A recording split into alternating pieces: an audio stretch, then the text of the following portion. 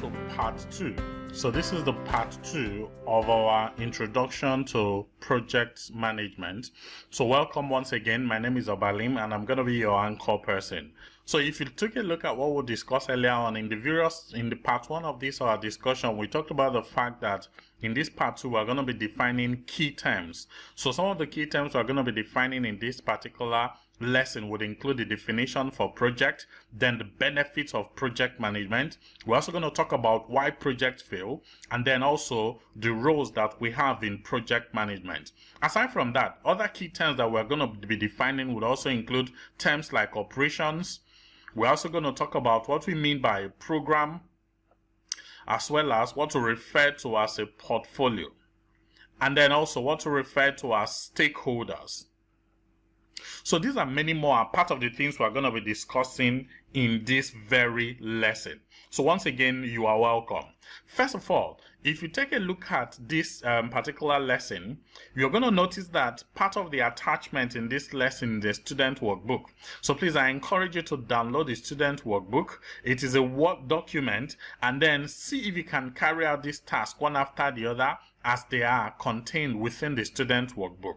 So please download the student workbook and then of course take part in the task one after the other. So the very first task we have in the workbook says list 3 words that describe what a project means to you. List 3 words that describe what a project means to you. So I want you to write down 3 words that describe what a project means to you. Okay, good. So now let's take a look at how the PMI defines project, and then we'll compare with some of the things that you've written. So this is exactly how PMI defines project. PMI says that project is a temporary endeavor undertaken to create a unique product, service, or result. So the temporary nature of projects indicate a definite beginning and end. So in essence, when we talk about project, we're basically talking about an endeavor that is temporary. And when we mention temporary simply means that the endeavor has a beginning and then of course has an end. So these are key elements of every project. In other words, these are key things that we continually address within projects. So every project usually will have a timeline. That's why we say that project is a temporary endeavor. Also, every project utilizes resources. So don't forget that when we talk about resources, there are 3 broad categories of resources that we take a look at in project. They will include the labor resource, also known as the human resource. Then also we have the non-labor resource, as well as what we refer to as the material resource. So the labor resource, like I mentioned earlier on, refers to the human resources. The non-labor resource includes things like your machineries, your tools, devices, and then of course some other equipment that you use in carrying out your project. While material resources are consumables or things that are used up in the course of your project. Then also every project would have what we refer to as quality standards. Quality standards simply means a definition of good. That's exactly what quality standards here refers to. And then don't forget, like we mentioned earlier on, at the end of every project you get a unique outcome, and then also every project will be defined within or carried out within a particular scope or a defined scope. Scope is also another word we can use to talk about limits. Another word we can also use to define scope could be boundary. So in essence, there is no project that will solve all the problem we have in the world. So each project is actually designed in order to operate within a specific boundary to be able to solve a problem or take advantage of an opportunity. So all of these are basic components of a project, and these are things that actually make up a project. So remember, we said that the project is a temporary endeavor undertaken to create a unique product, service, or result. As simple as this definition might seem, you will notice that in the course of the PMP examination, you probably see about 3 to 5 questions that want to test your understanding to know if you actually know the definition of project. So that's part of the reason why understanding this very definition is quite necessary. So after we have talked about the definition for project, don't forget that there are also some other key things that we do within project. 1, projects are performed by people, and that's also where resources come in. They're also constrained by limited resources. So typically within projects, resources are limited, and that's part of the reason why we do project management, to see how we're going to be able to achieve the maximum benefit using as little resources as possible and within the confines of our limited resources. Then also, projects are done once and finished. What that simply means is that we carry out the project once and then it is done. So we say that project is temporary. Then also, projects are planned, executed, as well as controlled, which of course we're going to see much more later. If you notice, when we're talking about the 5 process groups, which includes the initiating, the planning, the executing, the monitoring and controlling, as well as the closing. So notice that every project has to have a plan of action, and then of course has to be done, and then also we need to check, which is what monitoring and controlling refers to. And then don't forget, we also mentioned earlier on that every project would have a definite beginning and an end, which is essentially what we mean when we say that, when we say that projects are temporary endeavor. So in this case, we say also that projects are temporary in nature, which simply means that they would have a definite beginning and an end. Now, beyond project, there's also what we now refer to as operations within an organization. So in essence, usually organizations don't just do temporary endeavors, which of course we refer to as projects. There are also what we refer to as operations. And when we talk about operations basically talk about repetitive activities that go on within the organization that of course produces the same result. So in essence, when we talk about project, remember we said project is temporary. However, when we talk about operations are repetitive, they are ongoing, and then they produce the same result. So that's the major difference between project as well as operations. So if we take it further, remember we said that as much as possible for projects, that projects have a definite beginning and an end. And then aside from that, project durations can actually differ depending on the nature of the project. Some projects can be less than 1 month, some can be greater than or more than 5 years. And then of course, when the project is completed, we say that the objective of the project has been met. Aside from that, there are also other ways that project can be completed. It can also be that the goals and objectives of the project cannot be met within the budget, time, as well as available resources or the choosing technology. So what that simply means is that within a project, you can actually have what we refer to as premature closure. Premature closure simply means that in the course of the project, we've been able to determine that the project probably we're not going to be able to achieve the objective or the goal of the project, or we're not going to be able to finish it within the specified limits. And if that's the case, we simply bring the project to an end. This is also another way that we can say that projects are completed. Other things that can actually affect the completion of a project can include funding is exhausted. So sometimes in project, when you run out of funds, and then there is no other source of fund or financing for that particular project, then of course the project comes to an end. Aside from that, project can also be completed when the need to perform the project has been changed or eliminated.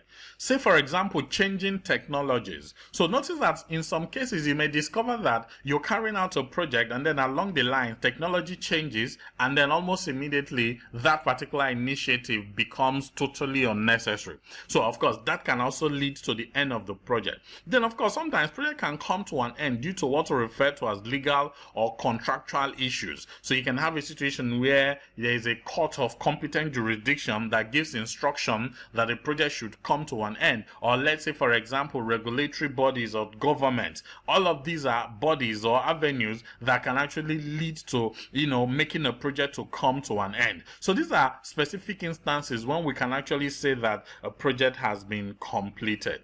So when we now talk about project, these are specific examples of project. Of course, it can include developing a charger for a cell phone, then also expanding services at a consulting firm, merging of 2 organizations, implementing a new accounting management system, and then also creating a new watch for children to be on time to class. These are specific examples of projects that we can actually use. Of course, examples are bound, and you can also make your own examples. Say for example, renovating your corporate head office, or building a new house, developing an application, creating a software, carrying out an event, a wedding for example. All of these are examples of what constitutes a project. So far so good. Remember, we've talked about project, and we said that projects are temporary in nature. They have a definite start and end date. They produce unique results. They produce unique product, service, or results, and then are completed when their goals and objectives have been met and signed off by the stakeholders. Whereas we've talked about operations, and we said that operations are ongoing and repetitive.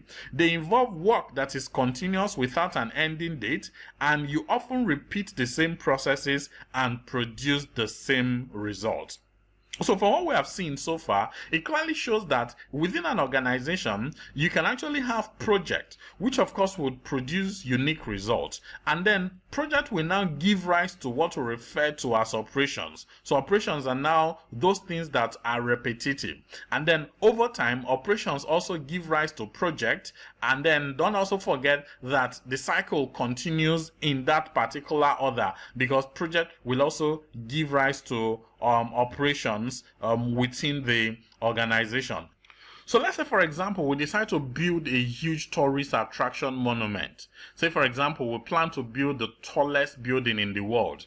At the moment, the Burj Khalifa is the tallest building in the world. And then we want to see, okay, we want to beat that particular record, and then also, create another tall building so that, enough for anything, this particular building will serve as tourist attraction.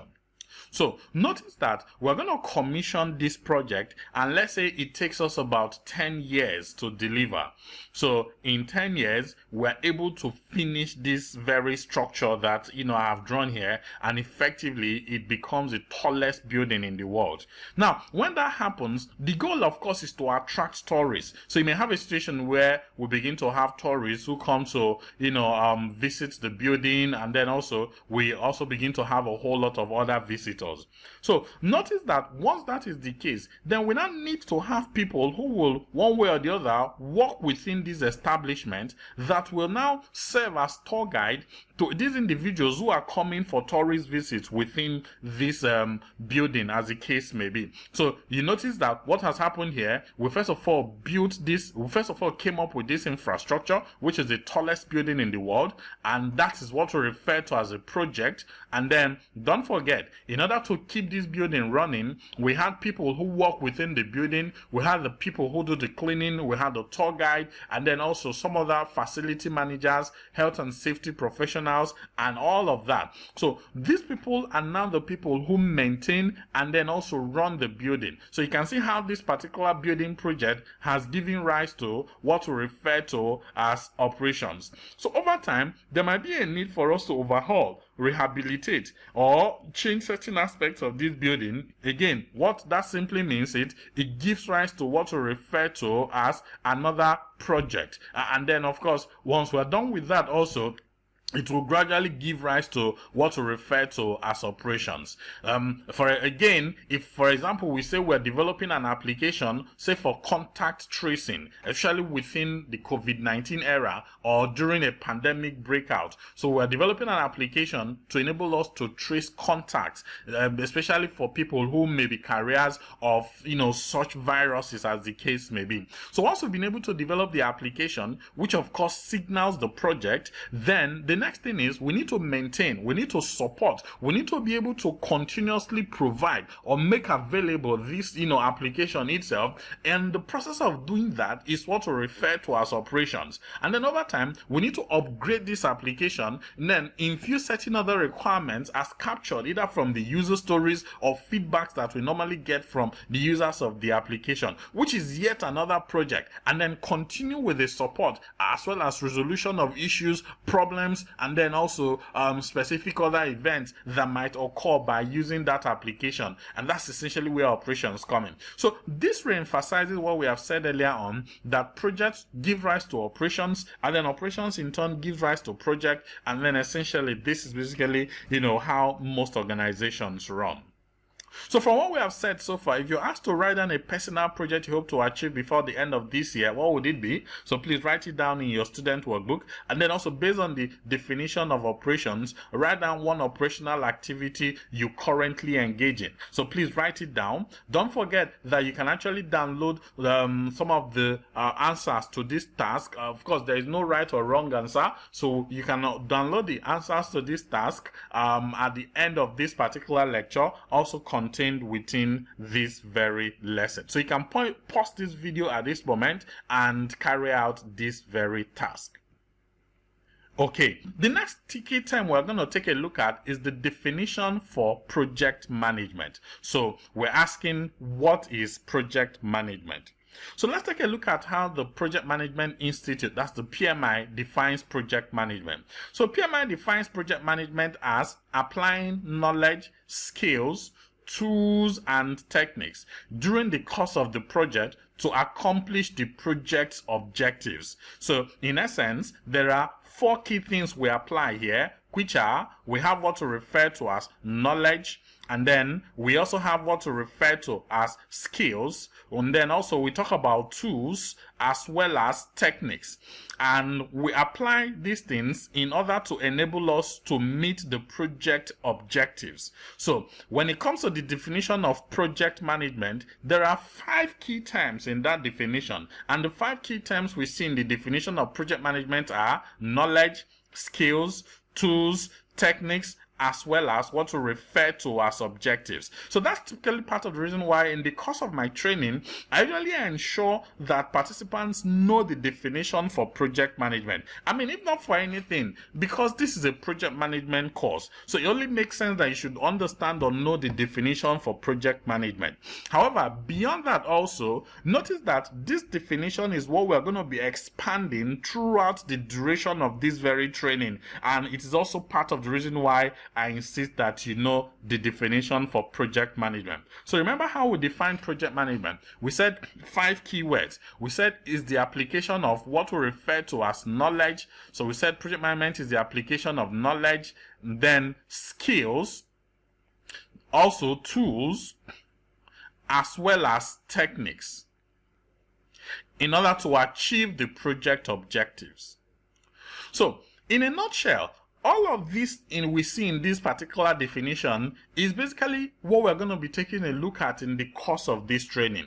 If you watch the part 1 of this lesson, remember we mentioned that in the PMP project management methodology that there are 10 knowledge areas. And then aside from that, we're going to be taking a look at some of the skills the project manager should have to effectively carry out a project, which of course the PMI puts as what we refer to as the PMI talent triangle. And we're going to take a look at that later. And then also we have what to refer to as the tools and techniques. Don't forget, earlier on I told you that there are 49 processes that we have in PMP. So these 49 processes, we're going to be looking at the tools and techniques of these 49 processes. And then ultimately, this will help us to be able to accomplish our project objectives. So again, remember we said project management has to do with the what? Application of knowledge, skills, tools, and techniques in order to achieve our project objectives. And that's exactly how we define project management. So, from what we have said so far, if I ask you to list the 5 keywords that are associated with the definition for project management, please write it down. Write it down in your student workbook. As usual, whenever there is a task, you can actually pause the video and then, of course, perform that particular task. The 5 keywords that, is associated with the definition of project management. Beyond that, notice that project management is a formalized approach to manage unique product, service, or results. So in PMI's project management methodology, there is what we refer to as tailoring. Tailoring simply means our ability to adapt the PMI's project management methodology to suit specific industries and then also processes, or no matter the type of project that we do. So what we are simply saying in essence is that all the content of the PMI project management methodology can be used across board for different projects across various industries, and that is exactly where tailoring comes in. If you remember, we said that we have 5 process groups in the PMI project management methodology, 10 knowledge areas, as well as 49 processes. So you may have a situation where within some project you're going to utilize all of the 49 processes. There will also be some projects that you probably will not need up to these 49 processes. So you choose the relevant ones that are applicable for the size, nature, or the industry where that particular project is coming from. So that's part of the things we refer to as tailoring. So tailoring simply means cutting to suit or adjusting all of these methodologies that we've mentioned in order to suit the requirements of the project. And like we mentioned earlier on, this set of principles, this set of project management methodology, which is the PMP, can actually be used across various industries, of course, which includes oil and gas, petrochemical, construction, information technology, software development, telecommunication industry. Of course, the list is not exhaustive. We can also add some other industries, even in the medical field. We can also use this same methodology to effectively carry out the project within each of those industries. And what we simply need to do is tailor these set of attributes in order to suit the requirement for the project that we want to carry out. So we now ask ourselves, why do we need a project management methodology? For example, like the PMP. So part of the reason why this is necessary is because, one, adopting a best practice, especially with regards to project management implementation, would ensure that, one, we're able to complete our project within time and then also within budget, and then also have what we refer to as proper performance and specification level. So in essence, have what we call a definition of done, so that we know exactly once we have been able to complete the project. Also, be able to get acceptance from customer or sponsor or the users. It will also help us to minimize what we refer to as scope changes. Don't forget that these changes to a large extent can actually affect our ability to finish the project itself. And then aside from that, it can also help us to be able to build a culture within the organization, so that if not for anything, we're able to speak the same language within a project, and then everybody is on the same field, as it were. Of course, part of other things will include the fact that project management technique like the PMP would also enable us to effectively carry out the project and then also be able to do it in a much more efficient way and manner. So the next key term we're going to take a look at is the definition for project manager. So when we talk about the project manager is the primary integrator. In other words, the project manager is the person who integrates. This is the person who brings together, combine, unify all the other appropriate processes or tasks that you have within the project, and then of course uses it to accomplish the project objective. So the project manager role is the single most important position in a project, and the project manager has the overall responsibility for the success of the project. And then of course, don't forget that part of the responsibilities of the project manager within a project would include, one, the project manager has full responsibility and accountability for the project. In other words, the project manager should ensure that the project is done, and then also should also make sure that whoever is given a task within the project performs the task within the defined limits. Also, the project manager has a responsibility of applying lessons learned from previous projects to whatever project that we're about to do, and then also defines various roles and responsibilities that you have within the project. The project manager also leads the project planning activities, performs project tracking as well as communications, and then also adopts what we refer to as project management best practices. And then of course, other duties of the project manager would include perform risk as well as issue management, then also promote client involvement, and then also mentors project team members. These and many more are part of the responsibilities that the project manager carries out within every project. So remember, like I said earlier on, that the project manager's role is the single most important position within a project, and that the project manager serves as an integrator. Look at it from the perspective of an orchestra. So within an orchestra, typically you have people who are singing different parts, and not just people who sing different parts within the orchestra. You also have people who play different musical instruments, as it were. However, there's usually this guy who is at the center of it all, probably with a wand, giving instruction, harmonizing, combining, and then of course unifying all the various outputs that you get from all of these individuals who are part of the orchestra, and uses it to deliver a very melodious song or performance, as it were. So if you notice, these people who are within the orchestra, they all play different roles. For example, there are people who are singing tenor, who are singing alto, bass, soprano, and some of these, different parts that you have in singing. Then there are also people playing different musical instruments. Sometimes you also have a situation where in the course of the performance, their functions come in at different times. So you can have a situation where you have some sets starting the performance, and then others joining along the line, and then stopping midway, and then others coming in as well. So this is typically what happens, especially within a classical song or a classical performance, as it were. So the orchestra, or so the leader here, now knows exactly what to do at any point in time, when it is time for a particular team member to come in, and then when it's time for them to stop, then also when it's time to bring the whole performance to an end. So that's exactly what the project manager does, and that's why we say that the project manager is more like an integrator, brings together all the various components, resources, and then timing, and then of course combines all of these things, and then uses it to effectively deliver the project objective. So one of the key things we talked about earlier on when we're defining project management, we said that project management has to do with the application of knowledge, skills, tools, as well as techniques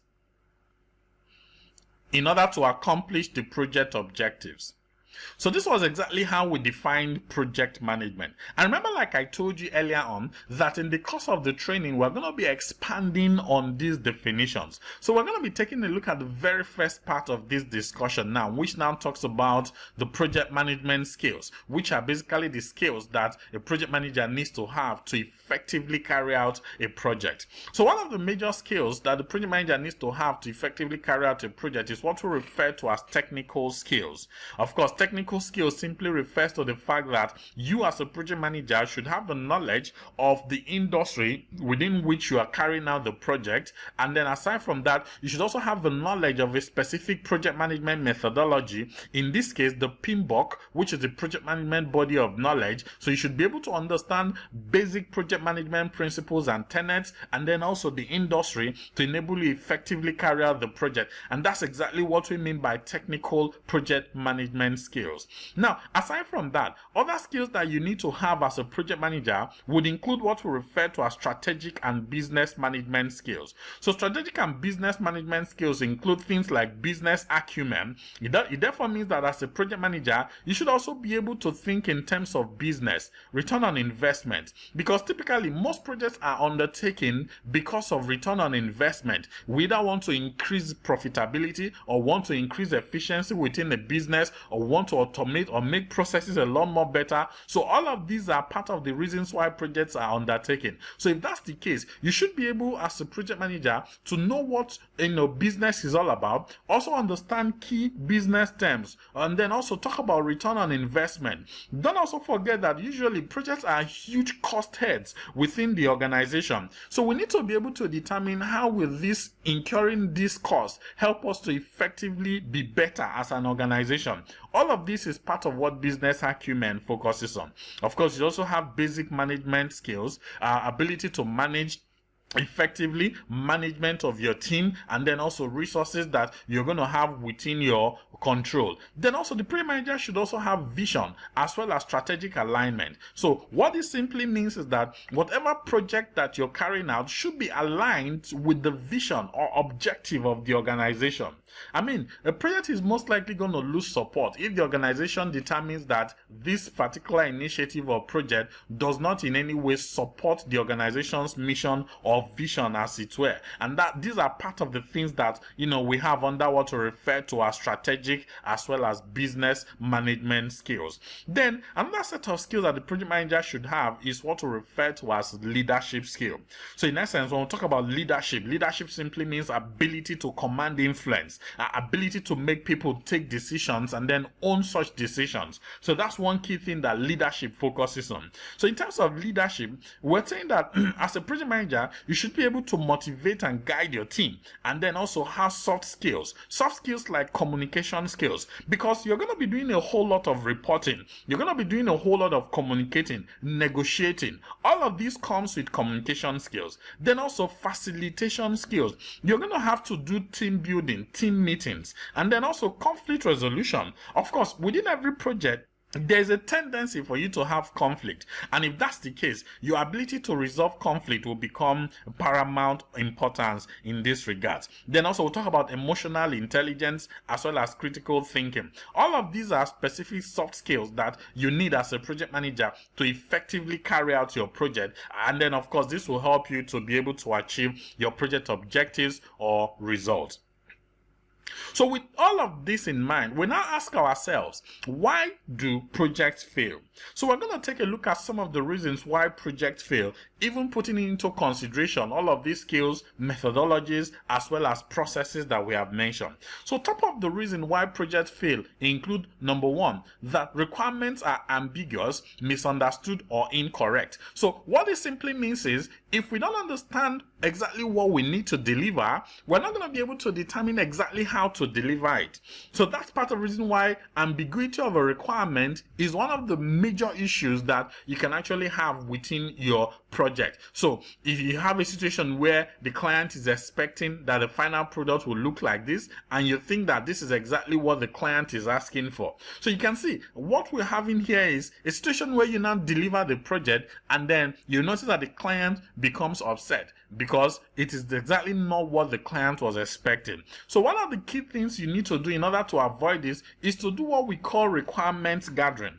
Of course, you may be lucky enough to have a business analyst. Make sure that the business analyst does a thorough job with regards to requirements capturing, so that as much as possible, you're not going to have some set of ambiguous requirements to implement. Then also your inability to control cost and schedule, because if a project takes a run of its own, so you're over budget and behind schedule, over time you might have a situation where you're not able to complete the project. You also have what we refer to as scope creep. Scope creep simply means the fact that additional features, additional scope, additional attributes keep getting added to the initially defined scope of the project, and that's exactly what we refer to as scope creep. Don't forget that as the scope keeps expanding, it will keep affecting the cost as well as the schedule of the project, and then ultimately you may have a situation where you're no longer able to finish or successfully complete the project, and this can actually result in project failure.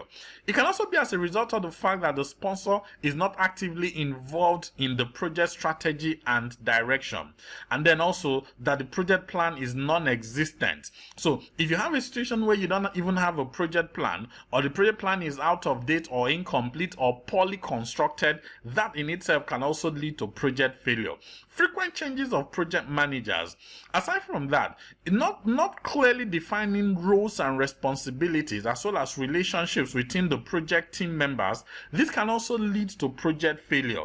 And then of course, one major issue that can also lead to project failure is poor or no change control, where within the project people make arbitrary changes and then also carry out specific amendments without following due processes or approvals. This in itself can actually make the project to take a run of its own, and then at the end of the day it becomes impossible for you to successfully implement the project. Don't forget that in the last slide we took a look at the specific set of skills that you need to effectively carry out the project. So if the team members or the project manager lacks the appropriate skills, or the skills are insufficient to effectively carry out a project, this in itself can also lead to project failure. So these are some of the reasons that can actually lead to project failure as we have it. So far so good. We have defined the term project. Remember we said project is a temporary endeavor undertaken to create a unique product, service, or result. We also talked about operations. We said operations is more like the reverse side of a project,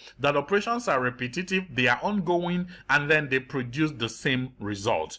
And then, of course, we defined the definition, and then also we saw the definition for project management. And we said that project management is the application of knowledge, skills, tools, and techniques to accomplish the project objectives. Now, we're going to be taking a look at another very interesting definition, and this time around, we're going to be talking about the definition for program. So, PMI defines program as group of related projects that are managed using the same techniques in a coordinated fashion. Usually I try as much as possible to make these definitions to be a lot more easy and simple so that you are able to remember them. Don't forget, this is absolutely necessary because in the exams, you're going to see questions that want to test your understanding of some of these key concepts as well as definitions. So, in a nutshell, the definition for program here in summary simply refers to a group of related projects. So, in essence, tomorrow if anybody asks you what is a program, from PMI's perspective, PMI simply refers to program as a group of related projects. So in essence, when you have more than one project and those projects are related and can be centrally managed within a coordinated fashion, then that's now what we refer to as a program. So this is a typical example of what a program refers to. Say, for example, we have a mini housing estate. So within a mini housing estate, you're going to have different buildings there. For example, residential apartments, schools, shopping malls, worship centers, game centers. So if that's the case, because all of these things are buildings, and buildings to a large extent use almost the same set of resources, materials, and all of that, it simply means you can centrally manage and coordinate this using the same set of resources. Now, that's now a definition of what we refer to as a program. And that's why I said that program simply refers to a group of related projects. So when we now talk about program management now involves centrally managing and coordinating groups of related projects to meet the objectives of the program. So in essence, our ability to manage this set of related projects to enable us meet the objectives of the program is what we now refer to as program management. So remember we said that program is a group of related projects. Within a program, you can also have what we refer to as sub-program. In other words, we can actually have a program within a program. And then, of course, they are managed in a coordinated way to obtain benefits not available from managing them individually. And then when we now talk about program management, that has to do with the application of knowledge, skills, tools, and techniques to a program to meet the program requirements in order to obtain benefits and control not available by managing the projects individually. So the key term that we'll talk about when it comes to program is interdependencies. In other words, the project must be related. That's the thing that now comes together and now makes it what we refer to as a program. Another key term we are going to take a look at is what we now refer to as portfolio. So remember, we talked about project earlier on, and said that projects are simply temporary endeavors undertaken to create a unique product, service, or result. So let's take a look at project as units. And then we've talked about program. And we said that program simply refers to a group of related projects. So in essence, let's take a look at program as terms. So we have a situation where you have more than one project, and if they are related, we refer to them as program. So the next thing we're now going to talk about is what we refer to as portfolio. So portfolio is now made up of both project as well as programs. However, projects within a portfolio may not necessarily be related. So that's why we say that portfolios are collections of programs and projects that support a specific business goal or objective. And then portfolio management encompasses managing the collections of program, projects, other work, and sometimes other portfolios. So in essence, portfolio, like I mentioned earlier on, is simply a collection of projects as well as program, and that's exactly what makes up a portfolio. Say for example, you have ABC Group. Now within the ABC Group, they're into real estate, oil and gas, as well as manufacturing. And then of course these are specific projects within each of these portfolio. All of this together now comes together to form what we refer to as the organization's portfolio. So in a nutshell, from the definitions we've had so far, we have been able to define what we refer to as a project. And we started by saying that projects are individual, unique endeavors. So at the bottom of our discussion, we have project, and then of course right above project we have what we refer to as program, and then of course right above program we have what we refer to as portfolio. So remember we said that a group of related projects make up a program, and then of course that both program as well as project now make up what we refer to as a portfolio. So this is where the program manager sits. So in essence, the program manager is basically a step above project managers. This refers to individuals who manage specific programs within the organization. So you have the program manager, and then of course at this other point is where you now have the portfolio manager, which of course I'm going to refer to as the PFM. That's the portfolio manager. So project managers report to program managers, who in turn now report to portfolio managers, as it were. Another way we can take a look at the illustration we have done so far is by taking a look at this very example. So remember, at the top of it all, we have our portfolio. And we said that for us to have a portfolio, we need to have what we refer to as program. So this can be a program. So let's call this program 1, and then this is also another program. So let's term this program 2. Now, for us to have a program, there have to be a set of related or interrelated projects. So these are projects that are related. Let's say, for example, this is a group of companies. Say, for example, Amazon. So Amazon is into web services. For example, we have the Amazon Web Services. They're also into logistics.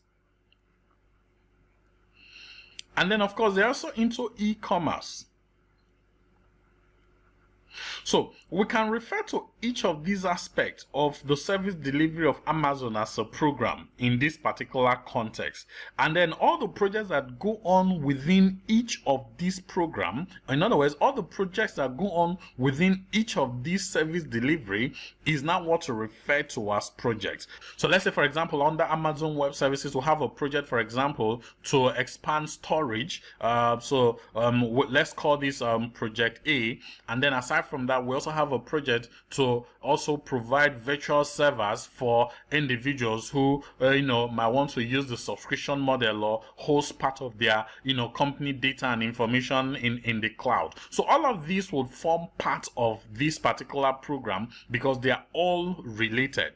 Then aside from that, Amazon is planning of setting up, let's say, a logistic unit within a particular airport. Say, for example, Dubai International Airport. Now that's a project that has to do with logistics. And then aside from that, it also plans to automate, say, for example, its logistic processes. That's also another project that has to do with logistics. So all of these are under what we refer to as logistics. You may also have a situation where Amazon is into book publishing, and then aside from that, they probably might also undertake other projects. For example, providing testing kits for people to be able to determine if they have contracted, let's say, coronavirus, for example. So all of these do not in any way relate to each of these programs that we have mentioned earlier on. So they feed in directly into what we refer to as Amazon's portfolio.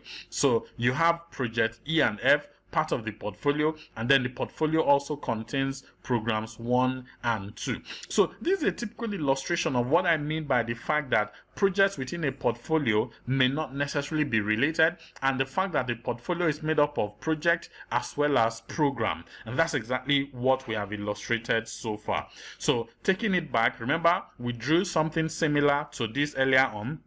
And then as much as possible, we mentioned the fact that within a portfolio, you can actually have sub-portfolios as well as programs and then also projects. Now, a sub-portfolio is made up of programs as well as projects. And remember, I said that programs are made up of related projects. And same also within this particular program, we have sub-programs as well as projects. And then, of course, for us to have a program, there has to be related projects and then also other works. So all of this together comes together to make up what we refer to as, the portfolio. So one key thing that portfolio management focuses on is actually the overall organization strategy. So in essence, portfolio management focuses on we being able to achieve what we refer to as the strategic goal of the organization. And then, of course, that is one key thing you should always be on the lookout for, especially in the definition for a portfolio. Portfolio definitions usually carry, accomplishment of the organization's strategic goals as well as objectives. So remember earlier on, we said that a group of related projects make up a program, and then also that both project as well as program now make up what we refer to as the portfolio. So in summary, we said that program management is the centralized coordinated management of a program to achieve the project strategic objectives and benefits. While projects in a program have common deliverable or capability, that is, they must be related. And then also we stated that a portfolio may consist of other portfolios, projects, as well as programs. And then of course the components may or may not be interdependent. And that's what we said earlier on, that the projects that you have within a particular portfolio may or may not be related. So I want us to refer to our student workbook and tick as appropriate. So let me know which of the following definitions within the student workbook can be defined as a project, which can be referred to as a program, and then which can be referred to as a portfolio. You can pause this video and quickly perform that very exercise.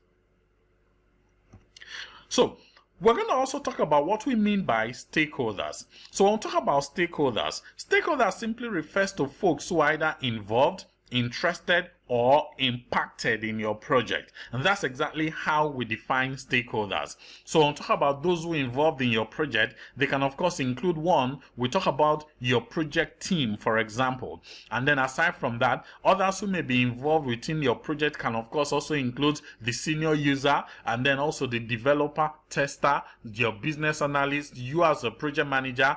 All of these are stakeholders within the project. Then also those who are interested or may have vested interest in the project. Say for example, the project sponsor. And then aside from that, you can also have the government, as the case is. And then also others who may be interested or genuinely interested in your project might include, let's say, community members, the community, and then also it can also be other interested parties. Then we also talk about impacted. These are those who your project will have an impact on. So here you're talking about your users, and then also you're talking about what we now refer to as, let's say for example, the community. Let's say you're doing this particular project within a particular community, and then aside from that, it can also be the global community, as the case may be. And then other than the users, we can also talk about our customers. And these are people who one way or the other that the project may impact. So all of these come together and make up what we refer to as our project stakeholders. So in a nutshell, one of the simplest way to define stakeholders is simply folks who are either involved, interested, or impacted in our project. So we said that stakeholders refer to individual, group, or organizations who may be affected by, or perceive itself to be affected by a design, activity, or outcome of a project. We cited example of stakeholders to include the project team, the project manager, the sponsor, the project management office, the customer, and then of course these are stakeholders that you have within every given project. Please note that this list is not exhaustive enough, and then of course there could also be other stakeholders other than what we have mentioned in this very example. So one key thing you need to understand about your stakeholders is that, one, not all stakeholders actually would have a positive impact on the project. So in essence, you can actually have positive stakeholders, and then you can also have negative stakeholders. So the positive stakeholders altogether may want your project to succeed, while the negative stakeholders, who are those that probably perceive themselves to be affected negatively by the project, may really not want the project to succeed. Say for example, we want to do a pipeline project that will pass in a particular community, and then because of the fact that we have a persistent history of pipeline explosions, or you have a particular history of, let's say, pipeline vandalism or spillage, for example, the community may not be in support of it because of the oil spillage possibility that may be as a result of that particular pipeline project. However, you may have a situation where the government is in support of it because the government wants to see increased revenue. So what what we now do during stakeholders engagement is basically to see how we'll be able to get the support of those who are, positive and then want the project to succeed, and then also how to be able to manage those who probably may not want the project to succeed, and then also see if we can possibly get their support. Even if we don't, we also need to be able to determine how best to manage them so that they don't impact the project negatively. So I want you to do this particular task. So refer to your student workbook and let's see what you can come up with. So it said that CL Consulting is developing a new mobile phone application. The application will enable users pay their taxes using their mobile phones. This app will work on all mobile operating systems around the world and will work on any 3G network. This project will involve major telecommunication firms around the world as well as the governments of the host countries. Millennium Communications has agreed to sponsor the project from research stage to eventual launch. You have been appointed as the project manager for the project. Your first task is to identify the stakeholder groups and the various stakeholders you think might be involved in this project. So I want to see if you'll be able to identify specific stakeholders from this example, and then also outside of this example who one way or the other may have a role to play within this app development project. Okay, and then also we have another task here which says identify and summarize the responsibilities of project stakeholders according to PMP 6. Don't forget. So take a look at this assignment and then refer to PMP 6 and see if you are going to be able to identify the responsibilities of the project stakeholders. So here we took a look at stakeholders and we said that stakeholders are folks who are either interested, impacted, or involved in our project. And like I mentioned earlier on, our goal is to see how we can get all our stakeholders potentially to become supportive to our initiative. So in order to effectively manage project stakeholders, there are specific steps that we take. First of all, we need to be able to identify who our stakeholders are and make sure that we have done essentially a comprehensive stakeholder identification, and then determine what their requirements are. So we need to be able to say, okay, these are the requirements of our stakeholders, and then also talk about our stakeholder expectations. What do they really want, and then what exactly would they want to see to enable the project to succeed, and then also determine how we are going to be able to effectively communicate with our stakeholders, because communication is one key thing that will enable us to carry our stakeholders along and then ensure that our stakeholders are supportive and then they also do not have a negative impact in our project. So in this particular lesson, we took a look at basic definitions that we have in the PMP. We first of all started by defining project. And we said that project is a temporary endeavor undertaking to create a unique product, service, or result. Then we talked about operations. We said that operations are repetitive, they are ongoing, and then they produce the same result. We also talked about project management. And we said that project management has to do with the application of knowledge, skills, tools, and techniques in order to achieve the project objectives. And then of course, aside from that, we also take a look at the definition of program, and we said that program is simply a group of related projects. We also talked about portfolio, and we said that portfolio is simply made up of both projects and programs undertaken in order to achieve the strategic objective of the organization. Of course, don't forget, we also defined who a project manager is, and then of course, for the project manager, we said that this is the single most important position in the project. We also took a look at the responsibilities of the project manager, and finally we took a look at stakeholders. And in a nutshell, we define stakeholders as folks who are either interested, impacted, or involved in our project. And we said that we need to effectively manage our stakeholders, because any stakeholder we fail to identify and determine how to manage will cause us the most headache in our project. So this is where we come to the end of this very first chapter, which is of course Introduction to Project Management Professional. That's the PMP. Now I want you to try your hands in some of the quiz that you're going to be seeing. In the chapter 2, we're going to be taking a look at what we refer to as project management framework. Under the project management framework, here we're going to be explaining or giving you in detail everything that the PMP is all about. So in essence, under the project management framework lesson, we're going to be telling you all the things we shall be telling you in the course of the training. please do join us. I hope this particular lesson has been very informative for you. Once again, I want to thank you for listening.